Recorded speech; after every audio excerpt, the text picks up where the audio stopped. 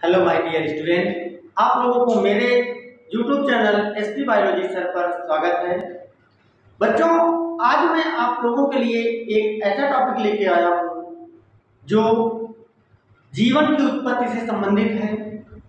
अर्थात कहने का मतलब ये है कि इस पृथ्वी पर सर्वप्रथम किस जीव की उत्पत्ति हुई होगी और किस प्रकार के जीव सर्वप्रथम इस पृथ्वी पर आए होंगे।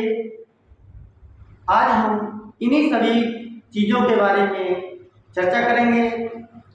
मेरी बातों से आप लोग समझ गए होंगे कि मैं किस बात पर चर्चा कर रहा हूं। तो मैं चर्चा कर रहा हूं जैव विकास पे। तो आज का टॉपिक है हमारा जैव विकास, जिसे हम ऑर्गेनिक इवोल्यूशन भी कहते हैं। जैव विकास है क्या?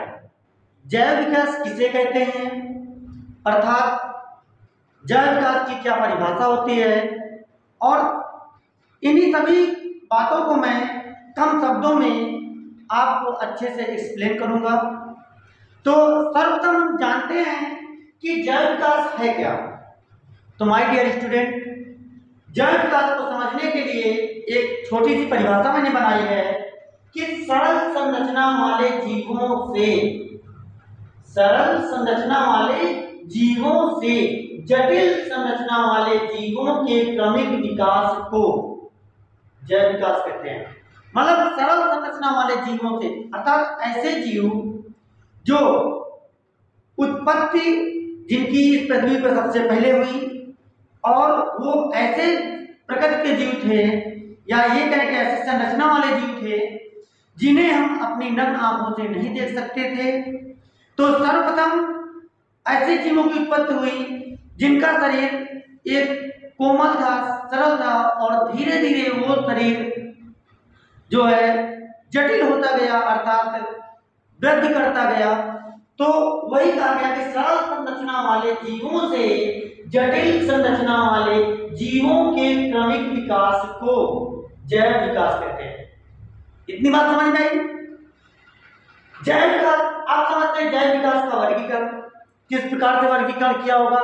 तो बहुत सारे वैज्ञानिक इसमें अध्ययन करने लगे, और अध्ययन करने के बाद सभी वैज्ञानिकों ने एक ही मत में एक तर्क दिया, या ये कहें कि एक सिद्धांत के रूप में उसे प्रस्तुत किया, कि कहा गया है कि वैज्ञानिकों ने विभिन्न अध्ययनों व प्रमाणों के आधार पर जीवों के विकास का एक व्यवस्थित क्रम दिया, जिसे वंश वृक्ष कहते हैं।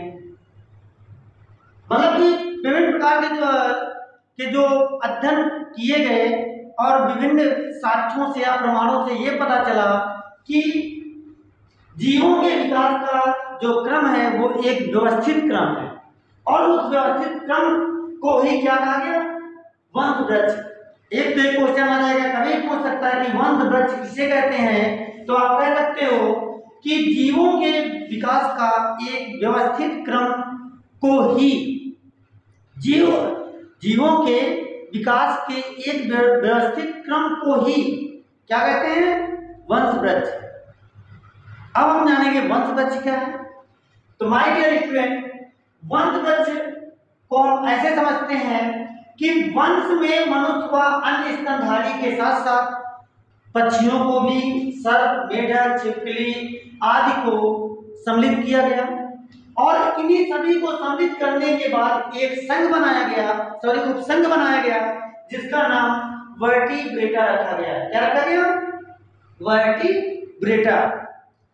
देखिए, मनुष्य स्तनधारी वर्ग का है, आप समझिएगा, मैमेलिया वर्ग का है, और पक्षी एवीज वर्ग का है, सर्प तुम्हारे रेप्टिलिया वर्ग का है, इसी तरह मेढक उभयचर है, छिपकली तुम्हारे रेप्टिलिया वर्ग की है। लेकिन इन अलग अलग वर्गों के आधार पर जंतुओं को चयन करने के बाद फिर भी एक उपसंघ बनाया गया, और उस उपसंघ को नाम दिया गया वर्टिब्रेटा। लेकिन फिर भी इतने से समस्या हल नहीं हुई, तो क्या किया कि बहुत से इसमें जब अच्छे से अध्ययन करना पड़ा, तो ये जानकारी मिली, या ये हमें पता चला कि इनमें फिर भी बहुत सारी जो भिन्नताएं हैं, बिल्कुल है विभिन्नताएं। अरे मनुष्य जो है स्तनधारी वर्ग का है, पक्षी अंडे देने वाला प्राणी है, सर्प अंडे देने वाला प्राणी है, छिपकली भी अंडे देने वाले प्राणी है, जबकि मनुष्य जो है वो बच्चों को जन्म देने वाला प्राणी कहलाता है।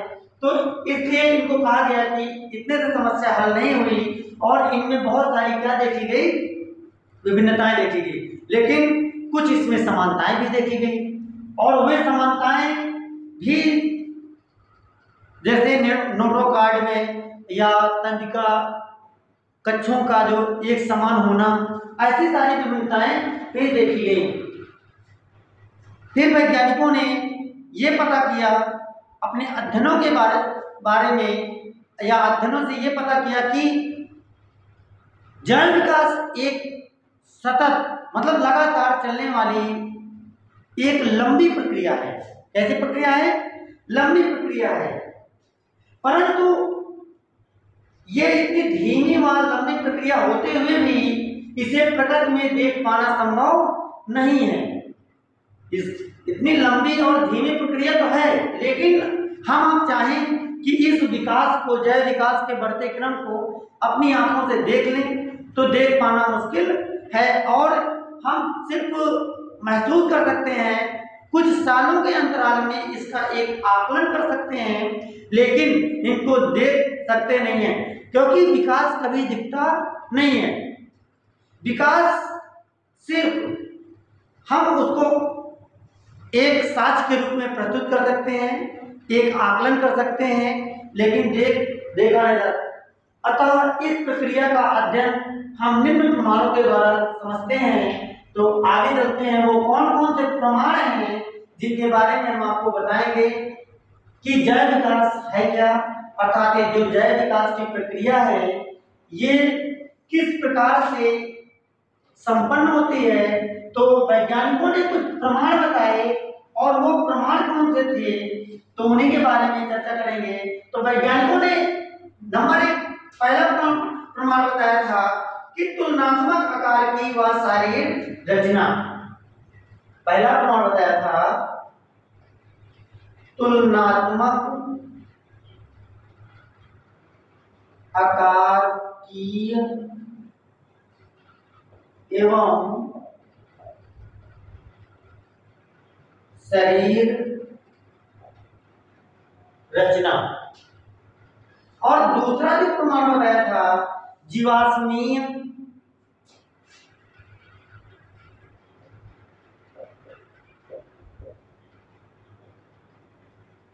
अभिलेख।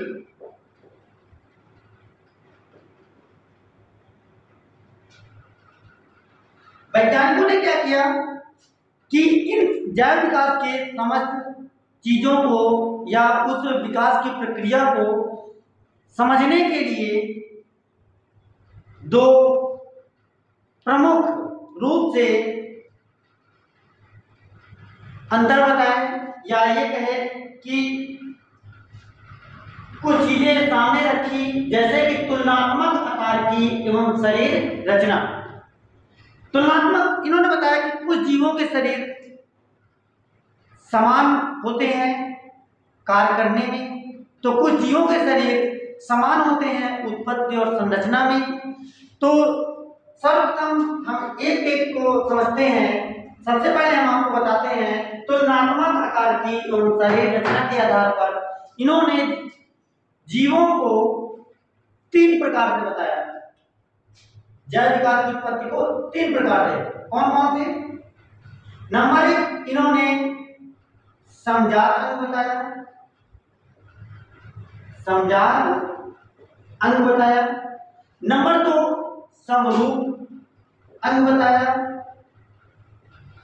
समरूप अंग को ही समवृत्ति अंग भी कहते हैं, समवृत्ति अंग भी कहते हैं। और तीसरा जो बताया इसके अंतर्गत वो था अवशेषी अंग।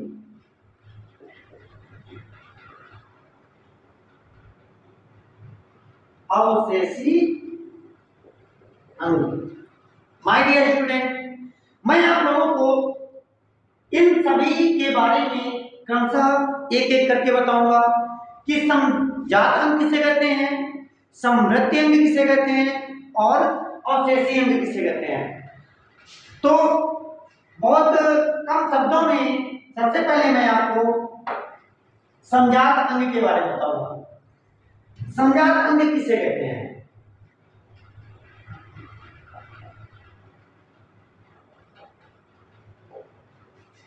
इसमें करना कुछ नहीं है, सिर्फ ये करना है कि समजात अंग में दो शब्द याद रखने हैं। क्या?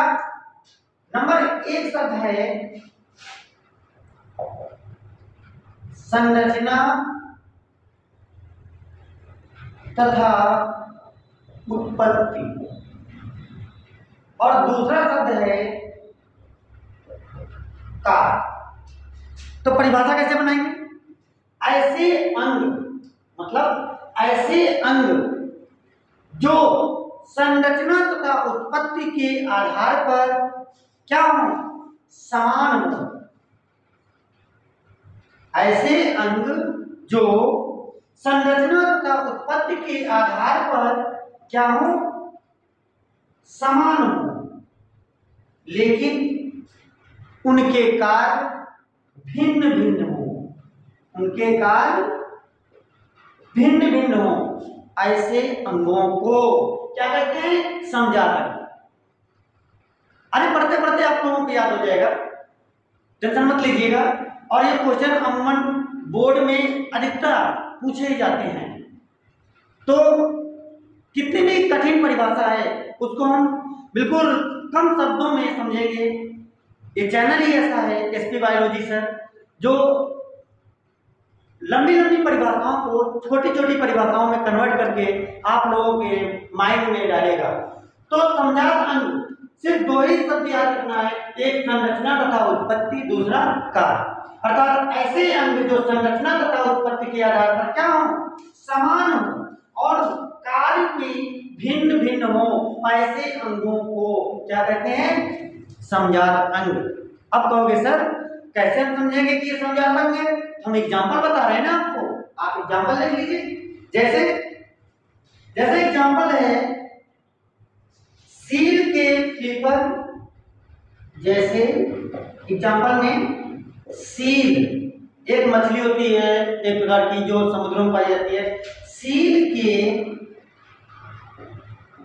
फ्लिपर अर्थात जो टांगे होती हैं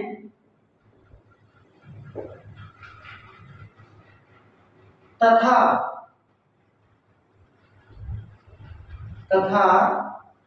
पक्षी और चमगादड़ के पंख। पक्षी और चमगादड़ के पंख। कैसे? आप लोग जानते होंगे, देखे होंगे डिस्कवरी चैनल में कि सील के फ्लिपर अर्थात जो अगले टांगे होती हैं वो किस रूप में उपयोग करता है? तैरने में। किसमें? तैरने में। और पक्षी और चमगादड़ के पंख किसमें प्रयोग करते हैं? उड़ने में।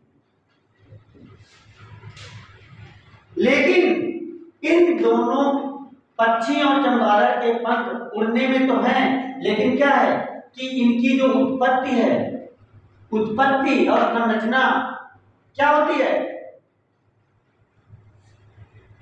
समान नहीं होती है। समझ रहे हैं?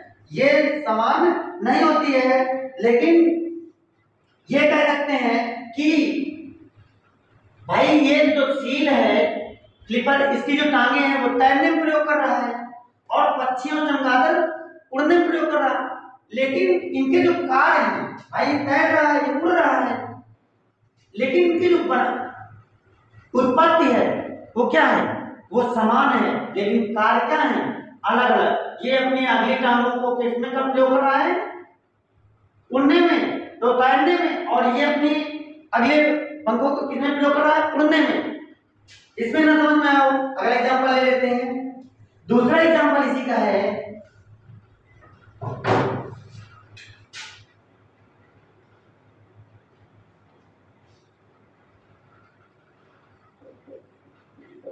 घोड़े की अगली टांगे, टांग जो टांगे होती हैं, तथा मनुष्य के हाथ। अब इसको कैसे देखो, जो घोड़े की अगली टांगे होती है बिल्कुल सीधी होती है, मनुष्य के अगले जो हाथ होते हैं, अरे हाथ तो दो ही होंगे ना, दो अगले हाथ थोड़ा बोलेंगे उसको, हम हाथ दो हाथ बोलेंगे, सिर्फ अगले नहीं बोलेंगे। घोड़े की अगली टांग बिल्कुल सीधी और मानव के हाथ, गौर किए होंगे, ये जन्म से होते हैं, अर्थात संरचना और इनकी जो उत्पत्ति के समय क्या होते हैं, ये समान होते हैं, लेकिन उनके कार्य क्या होते हैं, भिन्न भिन्न। अब बताइए, जो घोड़ा होगा वो अपनी टांगों का प्रयोग किसमें करेगा, चलने में, अर्थात दौड़ने में, लेकिन मानव अपना हाथ क्या दौड़ने में करेगा, नहीं, मानव अपना हाथ किसी भी चीज को पकड़ने में, किसी भी चीज को पकड़ने में, लेकिन दोनों की जो घोड़े की अगली टांग होती है, मानव के जो हाथ होते हैं, वो उत्पत्ति में क्या होते हैं, संरचना में समान होते हैं, बिल्कुल सीधे होते हैं, उत्पत्ति मतलब जन्म से समान होते हैं, लेकिन कार्य दोनों के क्या है, अलग अलग। तो हमारी परिभाषा हुई कि समजात अंग वे होते हैं जिनकी संरचना और उत्पत्ति समान होती है और कार्य उनके अलग अलग होते हैं। आगे चलते हैं, इसी का दूसरा नंबर है, क्या बताए थे आपको, समरूप अंग। क्या बताए थे, समरूप अंग। अब देखिएगा, इसको तो बिल्कुल याद हो जाएगा, बिल्कुल उसको आपने याद कर लिया और इसको उसी के परिभाषा के आधार पर याद कर लोगे। कैसे, इसमें कुछ नहीं करना, इसमें जो संरचना तथा उत्पत्ति और एक शब्द मैंने कहा था कार्य, इसमें भी दो शब्द याद रखना है कि ऐसे अंग जो संरचना तथा उत्पत्ति में क्या हो, बिल्कुल विपरीत, उसके भिन्न भिन्न हो, कैसे हो, भिन्न भिन्न हो, लेकिन कार्य उनके क्या हो, समान हो। नहीं समझे कि समरूप अंग वे होते हैं जो संरचना तथा उत्पत्ति में भिन्न भिन्न होते हैं, लेकिन उनके कार्य क्या हो, समान हो। ऐसे अंगों को क्या कहते हैं, समरूप अंग। तो एग्जाम्पल, जैसे एग्जाम्पल समझ लीजिए,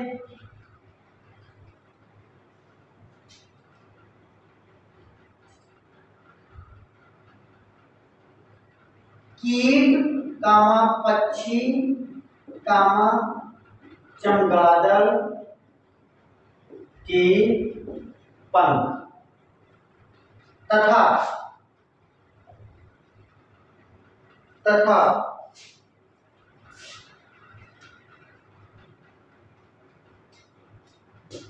अब देखो, कीट तथा पक्षी चमगादड़ के पंख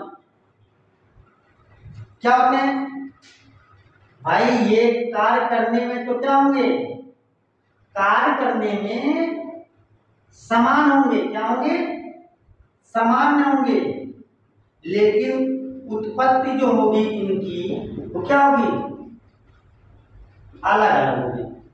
कैसे होगी, अलग अलग। कैसे भाई, देखो, जो कीट होते हैं, पक्षी होते हैं, चमगादड़ होते हैं, सिर्फ कीटों के पंख क्या जन्म से आ जाते हैं, नहीं। पक्षियों के पंख क्या जन्म से आ जाते हैं, सिर्फ उनका संरचना आता है, ना कि उनमें पर। चमगादड़ के पंख क्या जन्म से आ जाते हैं। तो इन तीनों में उत्पत्ति, जो इन तीनों के जो पंख हैं उनकी उत्पत्ति बिल्कुल अलग अलग है, लेकिन तीनों का कार्य क्या है, तीनों का कार्य उड़ना।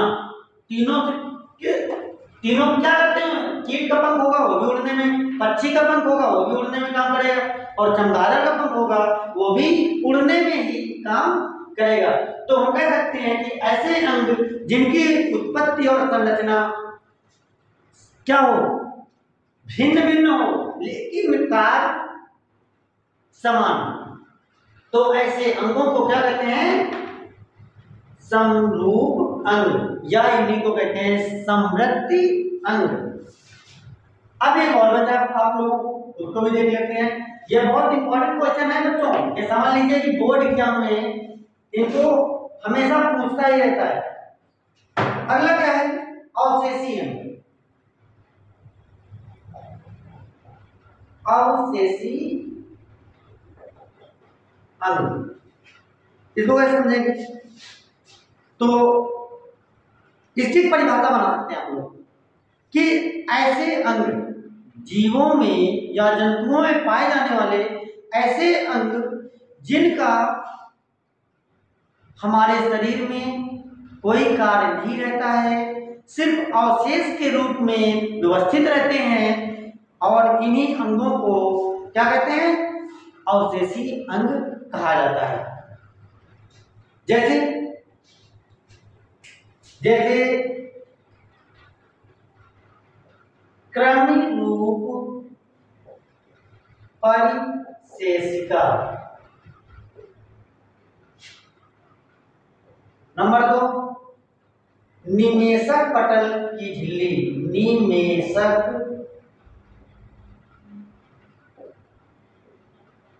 पटल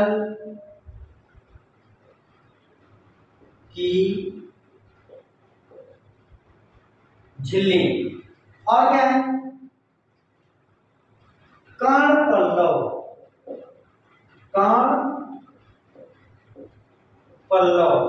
और क्या पाए जाते हैं?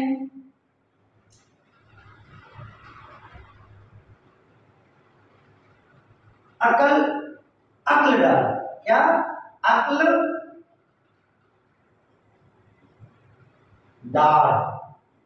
अब देखिएगा क्रम रूप परिशेषिका क्या है?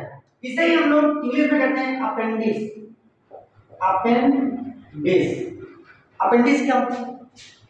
ये प्रत्येक मानव में हमेशा उपस्थित होती है, और कभी कभी सुना होगा कि किसी का पेट दर्द करने लगता है अपेंडिस की वजह से, तो उस सिचुएशन में क्या करते हैं कि उस अपेंडिस का ऑपरेशन करवा के पेट का उसको बाहर करवा देते हैं, और वो दर्द हमेशा के लिए सही होता है।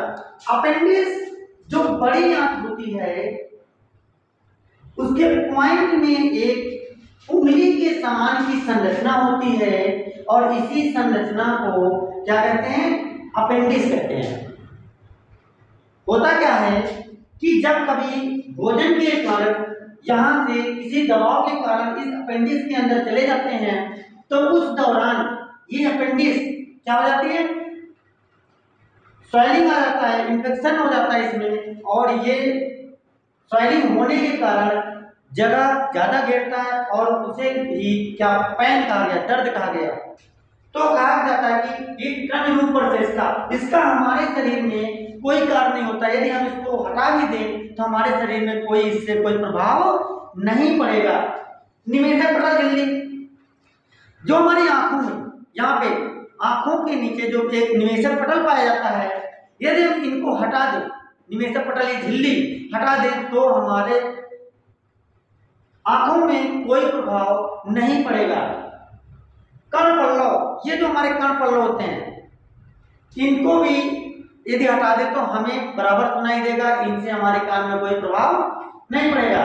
ठीक उसी प्रकार जो अकलदार होते हैं, ये भी हमारे शरीर में किसी भी काम के नहीं होते हैं। तो कहने का तात्पर्य यह है कि जो हमारे शरीर में अवशेषी अंग होते हैं, ऐसे अंग होते हैं जिनका कोई प्रयोग नहीं होता है, या हमारे शरीर में कोई उपयोग न होने के कारण सिर्फ अवशेष के रूप में उपस्थित रहते हैं, और ऐसे अंगों को ही क्या कहा गया है? अवशेषी अंग कहा गया है। कैसे?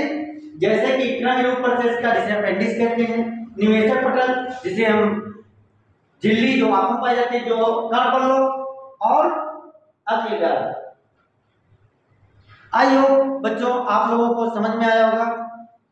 जैव विकास का आज हम इतना ही रखेंगे, और अगले टॉपिक में हम आपको लेकर आएंगे जैव विकास के सिद्धांत जो लैमार्कवाद से संबंधित हैं, डार्विनवाद से संबंधित हैं, उनके बारे में विस्तार से चर्चा करेंगे। और एक चीज आप लोग नहीं करते हैं, केवल वीडियो देखने के बाद यूं ही छोड़ देते हैं।